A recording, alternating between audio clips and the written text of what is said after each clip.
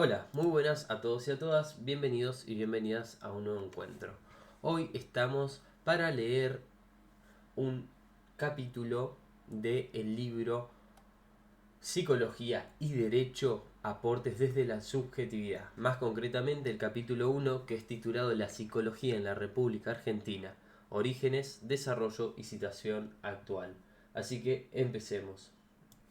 Los inicios de la especialidad, que actualmente denominamos psicología jurídica, están ligados de forma directa a los desarrollos de la criminología. Desde 1907, cuando José Ingenieros introduce el método psicoanalítico que estaba en auge en Europa, a partir de la publicación de Freud de Psicoanálisis de los Sueños de 1905, y trata de utilizar este moderno método para el estudio de las personalidades delincuentes, lo cual, cabe mencionar, fue un fracaso, porque en aquel momento el estudio criminológico estaba impregnado de criterios positivistas y el método psicoanalítico lo que menos tenía era influencia de esa escuela. Se produce el entrecruzamiento de la ciencia psicológica con la ciencia jurídica en nuestro país y comienza a gestarse una estrecha relación entre profesionales clínicos y del derecho, a partir de comenzar a observar el fenómeno de la delincuencia desde una óptica psicopatológica. Las escuelas antropométrica inglesa y antropológica italiana habían ejercido influencia, siendo acogidas en forma entusiasma por reconocidos médicos de la época, tal casos de Piñeiro, Ramos Mejía y Loudet. A partir del año 1959, con la aparición de los primeros psicólogos graduados, primero en Rosario y posteriormente en Córdoba, comenzó la inserción, no ya de la psicología, que era practicada por otros profesionales en el área, sino de los profesionales psicólogos, diciendo su decir en el ámbito psicólogo jurídico, lo cual luego se extendió a Buenos Aires y La Plata. Cabe mencionar aquí los aportes de la señora Castelli Perkins, quien en su calidad de testista, tal título intermedio de la época, aportó su saber al ámbito forense, trabajando en el cuerpo médico de la justicia nacional. En razón de que el tema que nos ocupa también es la formación profesional universitaria, se debe mencionar la creación de la primera cátedra llamada Psicología Criminológica, que funcionó en nuestro país a partir de 1957 en la Universidad Nacional de San Luis y estaba a cargo del profesor Plácido Horas. Ocupaba en sus contenidos aportes psicológicos al estudio de las llamadas personalidades delincuentes, pero incluyendo las técnicas proyectivas como métodos científicamente válidos para aportar probanza a los estudios que solicitaban los jueces profesionales psicólogos. De tal manera, citaban los jueces a los profesionales psicólogos. Y también se estaba ante un quehacer científico nuevo, de una óptica diferente, como era el ingreso de los aportes psicológicos en el terreno de la ciencia jurídica, que sólo había aceptado el ingreso de la medicina como ciencia auxiliar hasta ese momento, y en menor grado y con menor prestigio al trabajador social como observador de la dinámica familiar y social de los sujetos en estudio. A partir de aquí, la práctica se limita a aportes de magistrados, desde una óptica diferente de observar el fenómeno criminal. Pero existieron algunas experiencias aisladas, acontecidas en universidades privadas por pioneros en los estudios criminológicos, no pertenecientes a la psicología, como por ejemplo fuera el doctor Herrera Figueroa, quien ya en el año 1957 habla de un campo nuevo que se abría al estudio de la criminología, como era la psicosociología jurídica y política, que a nuestro juicio define acertadamente los aportes de los que se nutre la psicología jurídica y obra tempranamente en esta especialidad, aún antes de que la misma se definiera como tal en los claustros universitarios. A partir de los años 70 se produce un auge y crecimiento de las ciencias humanas, que se ve truncado por los episodios políticos de la época, por todos los conocidos, pero que ya recupera su crecimiento a principios de los años 80. Si bien ya existían en los ámbitos tribunalicios las cárceles y los establecimientos de menores, con psicólogos trabajando en temas inherentes a la especialidad, estos no lo hacían a partir de una formación sistematizada, sino que en su mayoría eran colegas formados en la clínica que intentaban afanosamente explicar los fenómenos jurídicos desde una óptica psicológica. Primero se modificaron los contenidos de la currícula del profesional psicólogo en cuanto a su formación universitaria, en un intento de vaciar a la psicología de un sustento básico como era su práctica y aportes en el terreno de la psicopatología, y con ello continuar manteniendo una suerte de vasallaje sobre la psicología, vasallaje que ya se había comenzado en 1967 con la puesta en vigencia de la ley de facto número 17.132, más conocida como la Ley de los Profesionales del Arte de Curar y Profesiones Auxiliares Afines. En esa ley, la psicología ocupaba un lugar entre aquellas últimas y limitaba su actuar a la aplicación de los test psicológicos para tareas diagnósticas en su artículo 9, prohibiéndose taxativamente la aplicación de cualquier método terapéutico. Puntualmente el psicoanálisis en su artículo 91, que quedaba reservado exclusivamente a los médicos. El proyecto del ministro de Salud de facto, Llerena Amadeo, que quiso producir un desguace de la carrera de psicología, anulándola como carrera mayor y entregando una parte de ella a cada una de las otras carreras, un ejemplo de lo cual subsiste en medicina es el tristemente célebre psicología médica. Pero la resolución sobre las incumbencias del ministro alfonsinista Alconada Arumburu, que enunciaba los ámbitos en los cuales el psicólogo podría realizar sus prácticas y mencionaba el ámbito jurídico como un espacio proclive para que el psicólogo desarrollara sus conocimientos. En sus puntos 16 y 17 sentó el primer paso para implementar la especialidad. Y posteriormente la Ley Nacional del Ejercicio Profesional de la Psicología, sancionada recién para el año 1985, mencionaba la práctica en el ámbito específico del título primero, artículo 2, inciso D. Había además leyes provinciales que permitían a los colegios profesionales emitir certificados de especialistas, entre los cuales estaba la especialidad jurídica. Ello alentó a los consejos directivos de las diferentes carreras y facultades de psicología a incorporar en sus currículos la formación específica en el ámbito jurídico y forense. Así pues, entre los años 1985 y 1992 se incluyó la formación específica y obligatoria de la práctica en psicología jurídica y forense, sumándose a la Universidad de San Luis las de Buenos Aires, Córdoba, La Plata, Mar del Plata, Tucumán y más reciente la de Cuyo, no estando aún incluida como especialidad obligatoria en Rosario, aunque cuenta con seminarios optativos a cargo de prestigiosos colegas formados en la materia. También universidades privadas incluyeron en sus currículas la formación en la especialidad a través de materias y cursos de capacitación en el grado y posgrado, siendo las pioneras la Universidad de Belgrano en 1990, la de Aconcagua en Mendoza en el mismo año, y luego se sumaron el 90% de las universidades privadas del país. A partir de este momento comienza a incluirse en la formación específica la tarea psicológica en otros fueros, además del penal, de tal forma que el fuero civil, el profesional psicólogo, comenzó a ser convocado para peritar en casos de adopción, tenencia de hijo e insanías entre otras, y en el fuero laboral en lo que se dio a llamar la determinación del daño psíquico.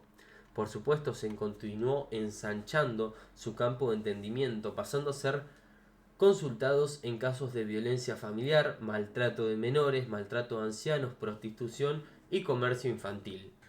En la Facultad de Psicología de la Universidad de Buenos Aires, la materia comenzó a dictar a partir del segundo cuatrimestre de 1987 con la denominación de Psicología Forense bajo la titularidad del profesor Mariano Castex, y en el primer cuatrimestre del año 88 se habilitó la segunda cátedra a cargo de este autor. La enseñanza se centraba sobre tres pilares básicos, a saber, la incorporación de conocimientos teóricos, prácticos, esenciales en la formación, a lo cual se sumaba la presentación de servicios y la investigación. De tal suerte que para cumplir con este preámbulo se fueron sumando a la materia base obligatoria otras materias específicas de pregrado, tales como práctica pericial, intervenciones psicólogo forense en parejas y familias, psicología del delito y del delincuente, niños y adolescentes en conflicto con la ley penal y recientemente técnicas proyectivas en el ámbito jurídico, todas ellas conjuntamente con criminología a cargo del doctor Raúl Zaffaroni, formaban el pool de orientaciones optativas que culminaban la formación específica. También Por ese entonces se decidió incluir a la formación de grado la práctica formativa en instituciones del quehacer psicológico jurídico. Así comenzaron a interesarse en la especialidad algunas instituciones como el Servicio Penitenciario Federal en cuanto a sus unidades carcelarias, el Consejo Nacional del Menor en lo que hacía a sus institutos de seguridad, algunos tribunales nacionales en materias penales y civiles, hospitales psiquiátricos como el Borda, el Moyano, el Tobar García y el Alvear, entre otros, y también instituciones orientadas al tratamiento de adictos como el Cenareso y el Centro Carlos Gardel, dependiente del gobierno de la Ciudad Autónoma de Buenos Aires. En cada uno de estos centros se contó con profesionales que hacían las veces de tutores guías, coordinando y supervisando la tarea que desarrollaban los alumnos de acuerdo a un programa académico confeccionado para tales afectos. En el año 1989 se logró que el Consejo Directivo de Facultad aprobara la inclusión de pasantías en instituciones forenses como una materia optativa que otorgaba créditos en la currícula de grado. Paralelamente se abrió un espacio de consulta y servicios que llamamos gabinete pericial, formado por profesores y alumnos de la asignatura y nobles profesionales interesados en el área, para atender las consultas y solicitudes de estudios periciales que nos comenzaban a realizar por ese entonces los jueces de los tribunales nacionales y provinciales, servicios que funcionan hasta en la actualidad. Teniendo ya por cumplida la formación teórico-práctica y el área de servicio, se conformó el área de investigaciones, que más adelante logró integrarse a los subsidios de UA, C y T. Posteriormente también se implementó el mismo encuadre de la enseñanza durante el dictado de la materia de la Universidad de Belgrano, en la Universidad Argentina John F. Kennedy y la Universidad Adventista del Plata en la provincia de Entre Ríos. Por ese entonces no solo se contaba con la formación universitaria de los claustros, sino que comenzaban a funcionar asociaciones de especialidad, demostrando interés crecientes de los colegas en este nuevo espacio de práctica que se abría como campo de inserción laboral. Así pues, en el año 1989 se fundó la Asociación de Psicólogos Forenses en la República Argentina, figurando entre sus autoridades destacadas colegas María Amalia Suárez Escaglia y Marta Castelli Pérquez. Esta asociación fue pionera en el dictado de cursos de formación específica que fueron dictados por profesionales que poseían vastos conocimientos y experiencia en las temáticas a exponer, gracias a una formación sistematizada que forjaron durante años en sus respectivos lugares de trabajo. Por ese entonces se comenzó a comprender que el crecimiento de la especialidad no solo iba a producir por la generación de conocimientos de los claustros, sino que era importante organizar encuentros profesionales, convocando primeramente organizar a los colegas de la especialidad que desarrollaban sus tareas a lo largo y ancho del país. Ello dio el impulso para que en el año 1989 se realizara el primer encuentro argentino de psicología forense, conjuntamente con la Secretaría de Extensión Universitaria de la Facultad de Psicología. Tal evento se desarrolló en la Universidad de Buenos Aires, convocando a más de 1500 profesionales, especialistas y alumnos interesados en la especialidad. Este tamaño éxito de convocatoria, que notaba un interés marcado para profundizar en problemáticas comunes a la especialidad, se organizó la continuación de estos eventos en el año 1991 y el internacional en el 93. En el 92 nos habíamos trasladado un gran número de colegas especialistas en la temática forense a España en ocasión de organizarse en ese país el Congreso de la CIP, que concentró a más de 100 profesionales psicólogos de 18 países americanos junto a España y Portugal. Allí se fundó la Asociación Iberoamericana de Psicología Jurídica, siendo su primer presidente la licenciada Norma Mioto, su secretario científico Dr. Juan Popolo y su tesorera la licenciada Beatriz Grave. Esta asociación, gracias a sus estatutos que exigen la producción científica de sus miembros, colaboró eficazmente en el desarrollo y avances de las temáticas nuevas en la especialidad. Los congresos internacionales de Chile en el 95, el de Cuba en el 97, el de Brasil en el 99, el de España en 2001 y el de Chile de 2003 colaboraron para el estudio y comunicación de aportes que enriquecieron y ampliaron el campo de la psicología jurídica, de tal forma que comenzó un sostenido desarrollo de lo que se dio a llamar psicología y ámbito penitenciario, psicología y ámbito minoril, violencia familiar, psicología del testimonio, etc. No se puede dejar de mencionar a la doctora Hilda Marchiori, quien fuera la primera profesora a cargo de la materia en la Universidad Nacional de Córdoba. Fue también fundadora del primer Centro Nacional de Asistencia a la Víctima, lo que merece un párrafo aparte, pues la victimología es uno de los temas pilares de la especialidad. Es victimología. Hace ya unos años que el profesor y maestro Elías Neumann señalaba en sus clases a la victimología como un estudio multidisciplinario que engloba el saber de varias ciencias, entre las cuales la psicología jurídica ocuparía un lugar trascendente. También coadyuvaron a este desarrollo otros profesionales destacados a nivel nacional e internacional,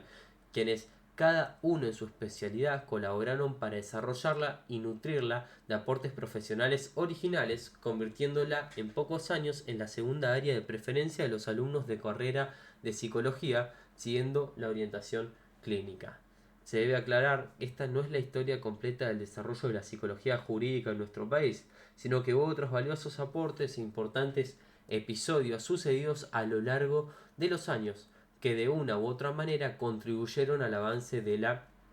especialidad.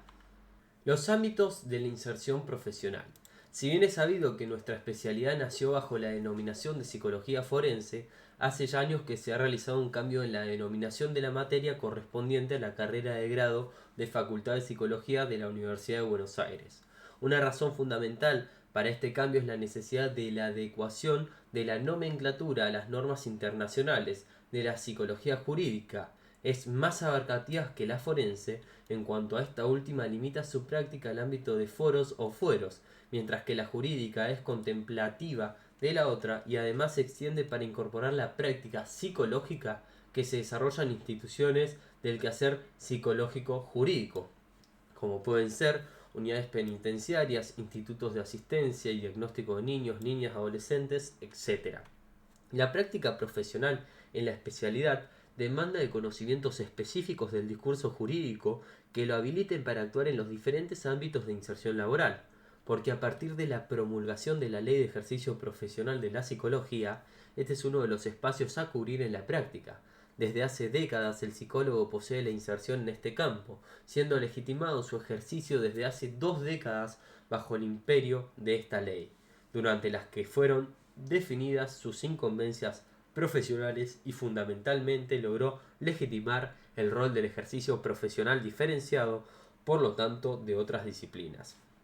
Como se ha mencionado anteriormente, decir psicología forense es acotar el campo de la actuación del psicólogo, ya que se dedica a trabajar en la especialidad, ya que la palabra forense hace referencia a un cargo que implica trabajar en relación de dependencia de la justicia,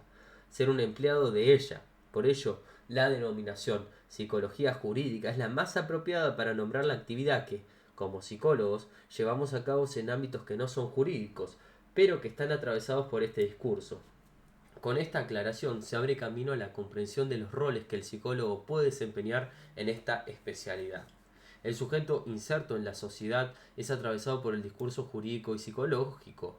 En su tarea profesional ocupa un rol a partir del cual debe dar respuesta a problemáticas psicosociales. Es así como el trabajo del psicólogo jurídico en el abordaje de estas problemáticas se desarrolla en diferentes ámbitos. Dentro del ámbito tribunalicio, nuestra práctica es la especialidad de los distintos fueros, surge a partir del desempeño de la función de testista, de acuerdo a lo reglamentado en la Ley 17.132 del año 67, denominada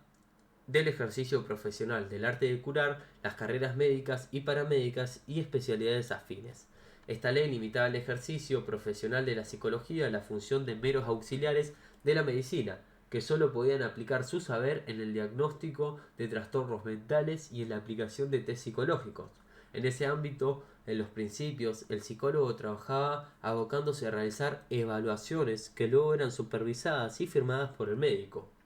sin importar la especialidad que él mismo tuviera, y recién en ese momento adquiría la validación de trabajo realizado. Con el surgimiento de la ley del ejercicio profesional, quedó regulada nuestra práctica a lo ateniente en la realización de peritajes, y ello abrió la posibilidad de que el psicólogo actuara como perito en diferentes fueros de la justicia y pudiera afirmar los informes que realizaba. Fue de esta manera como se jerarquizó el saber psicológico a fines de impartir justicia.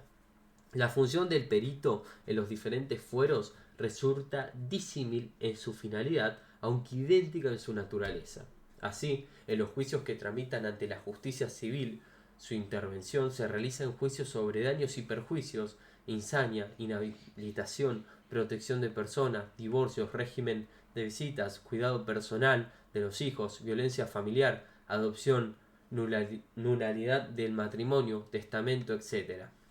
Dentro de la justicia del trabajo y de la seguridad social se llevan adelante litigios referidos a las relaciones entre empleado y empleadores y causas previsionales. En ellos los reclamos están basados en las patologías que el empleado sufre, las que se consideran consecuencias del trabajo realizado o el haber sido despedido del mismo, o consecuencias que vienen a partir de cuestiones previsionales por todos los cuales se solicita una compensación económica. Para corroborar la existencia de la patología, su origen y la magnitud es que interviene el perito psicólogo, quien a través de su evaluación determinará aspectos y aquellos sobre los cuales sea interrogado en los puntos periciales. La justicia penal interviene ante la comisión de un delito. En estos casos, el perito psicológico podrá ser llamado para que efectúe una evaluación del autor, así como también de la víctima y las circunstancias que ese hecho acarreó. El informe que el experto realice se constituye en una prueba más dentro del proceso. Dicho elemento de juicio tiene como finalidad asesorar al magistrado los efectos de dictaminar la veracidad de los dichos de los sujetos involucrados en el hecho, como también del estado mental de los mismos. En el caso de la persona considerada imputable, pueden existir atenuantes como la emoción violenta o agravantes, para lo cual se evaluarán mecanismos conductuales predominantes, así como el tipo de vínculo que el sujeto entabla de acuerdo a su base de personalidad. Por el contrario, en casos que se deba evaluar la posible existencia de causales de inimputabilidad de una persona, se procederá a reunir los elementos necesarios a los efectos de inferir si pudo comprender la criminalidad del acto y dirigir las acciones conforme a esa comprensión o no. Otro punto que se nos puede solicitar a los peritos psicólogos tiene que ver con el concepto jurídico de peligrosidad, o sea, la probabilidad de que un individuo pueda volver a cometer o vuelva a cometer un delito. Dentro de este fuero, que interviene además en delitos sexuales, donde se nos solicitará la evaluación de víctimas y victimarios, teniendo presente que muy frecuentemente las víctimas son menores de edad, por lo que conforme a la legislación vigente, los únicos autorizados a tomar declaraciones son los psicólogos como especialistas en dicha temática. Asimismo, dependen de la justicia penal las causas en que los involucrados sean menores de 18 años que han transgredido la ley penal. Ante ello se requerirá la intervención de equipos interdisciplinarios, médicos, asistencias sociales, psicólogos. La fundación del psicólogo será realizar un informe que ofrezca al juez de la causa un panorama profundo de la personalidad del menor y de sus vínculos familiares, indicando estrategias a seguir en las que se priorizan las más convenientes para que logre un desarrollo óptimo, centro de condiciones posibles, respetando su idiosincrasia y contexto sociocultural. En el ejercicio de esta especialidad nos encontramos trabajando además dentro de un ámbito penitenciario. Allí la inclusión del psicólogo será dos áreas distintas, a saber, criminología y tratamiento. Para hablar de este ámbito no podremos dejar de mencionar la llamada Ley de Ejecución de la Pena Privativa de la Libertad, número 24.660, dado que en ella se establecen las etapas por las cuales transcurrirá el tratamiento penitenciario del reo.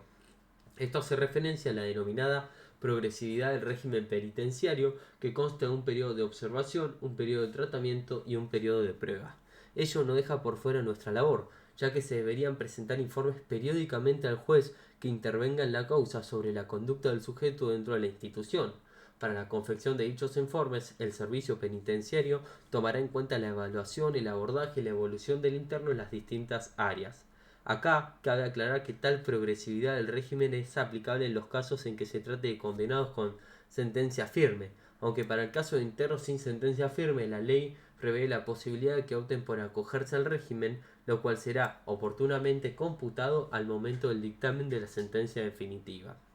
Ahora bien, debemos plantearnos que el trabajo del psicólogo en cada área adquiere ciertas particularidades. Dentro del equipo criminológico, la tarea estará abocada a la realización del diagnóstico, sugerencia y supervisión del tratamiento aplicado. El informe criminológico deberá dar cuenta de la motivación de la conducta punible, perfil psicológico, tratamiento psiquiátrico o psicológico aplicado, su resultado y el resumen de la historia criminológica, la que se irá actualizando de acuerdo al momento de la trayectoria en la progresividad del régimen, así como el pronóstico de la posibilidad de la reinserción social. Cuando hablamos del tratamiento psicológico de un interno del servicio penitenciario, se nos plantea a priori un problema con el que nos enfrentamos al momento de tratar de implementar el mismo. Este problema es que, en la generalidad de los casos, vamos a trabajar con sujetos que no poseen demanda de tratamiento y mucho menos conciencias de enfermedad, sino que deben complementar con un requisito de marca la ley. Ante ello, nuestra labor en primera instancia consistirá en crear tal demanda para poder lograr que más tarde surja en él algún interrogante respecto de la conducta delictiva, ya que en la misma se constituye un síntoma y como tal entraña en sí una simbología que da cuenta de conflictos inconscientes que no se han podido elaborar a través de otros mecanismos distintos en el accionar delincuencial. Por el otro lado, dentro del ámbito de la salud mental, la labor que desempeñamos adopta diferentes características según el tipo de institución en que trabajemos, ya que si bien en muchas ocasiones las particularidades de las mismas no remiten per se a la psicopatología jurídica, la especialidad interviene por las características de los casos que se presentan. Así, trabajando en un hospital general, la práctica puede enfrentarnos a casos de violación, intentos de suicidio, violencia familiar, abuso sexual infantil, etc., siendo del psicólogo evaluar, diagnosticar, contender y brindar tratamiento según cada uno, pero siempre sujeto a los requerimientos que se le presentan desde la justicia, en razón del marco legal que engloba dichas temáticas. De igual modo, la inserción del psicólogo en un neuropsiquiátrico, centros de día y centros educativos terapéuticos entrecruza su ejercicio profesional con la Ley de Internación Psiquiátrica, Ley Nacional de la Salud Mental y los artículos especiales sobre el tema del Código Civil. En el ámbito policial, la labor del psicólogo se encuentra circunscrita a la selección del personal, pero con el transcurso de los años la exigencia de la realidad que impulsaron fueron ampliando esa tarea. Actualmente se realiza la evaluación y seguimiento del personal de seguridad, su formación, capacitación para intervenir conjuntamente en casos de toma de rehenes y secuestros. Cuando se hace referencia actualmente al llamado ámbito de la niñez y adolescencia, se debe tomar en cuenta lo que se ha estado hablando es de niños y jóvenes en situación de vulnerabilidad social, carenciados en el sentido de que han sido privados de los aportes necesarios para su desarrollo, han carecido de los cuidados y protección necesarios y adecuados para su edad y han permanecido desprotegidos tanto emocional como materialmente. Ante un niño o un adolescente en situación de riesgo, el Estado debe brindar una protección especial e integral que asegure su desarrollo físico, psíquico, educativo y moral. Con tal finalidad se realizará una exhaustiva evaluación y diagnóstico de las características de personalidad, descripción de comportamiento y motivaciones, contexto familiar y medio socioambiental y cultural. En este ámbito el psicólogo encuentra dos funciones posibles de ser ejercidas, la diagnóstica y el tratamiento. El diagnóstico tiene como objetivo asesorar al magistrado sobre la personalidad, los vínculos sociofamiliares, efectuar un pronóstico y trazar estrategias a seguir adecuadas a la atención. La tarea estará abocada a dilucidar indicadores clínicos que den cuenta de la existencia de una patología y las posibilidades de un abordaje terapéutico. La psicoterapia se constituye en un proceso de paulatinos cambios que únicamente pueden lograrse a través de una estrategia y unos procedimientos adecuados. El rol específico del psicólogo en el tratamiento, independientemente del ámbito en que se encuentra el niño o adolescente, familiar o institucional, consistirá en acompañarlo a él y a su familia en la elaboración de su conflictiva, favoreciendo un proceso tendiente a reconstruir y revitalizar los vínculos familiares y encontrar nuevos proyectos de vida acorde a deseos y posibilidades y las condiciones del contexto social histórico actual. A través de la atención psicoterapéutica se ofrecerá un lugar donde la palabra posibilite la expresión de ansiedades para lograr la disminución de tensiones que pueden conducir a la aparición de conductas de riesgo, la implicancia en su historia y situación presente. Para hablar del llamado pseudoámbito de la drogadependencia, primero debemos hacer referencia a los motivos que llevan a denominarlo como pseudoámbito. La problemática de la drogadependencia o drogadicción ha adquirido mucha relevancia en los últimos años en virtud de que ha crecido considerablemente la atención de pacientes con patologías adictivas y a sabiendas de que la misma es abarcada por la justicia desde la legislación civil y penal. A los efectos de obtener logros se hace necesario, desde la labor profesional, una vez cada mayor capacitación sobre dicha temática y conocimiento jurídico de la práctica. No obstante ello, continuamos hablando de un pseudoámbito, dado que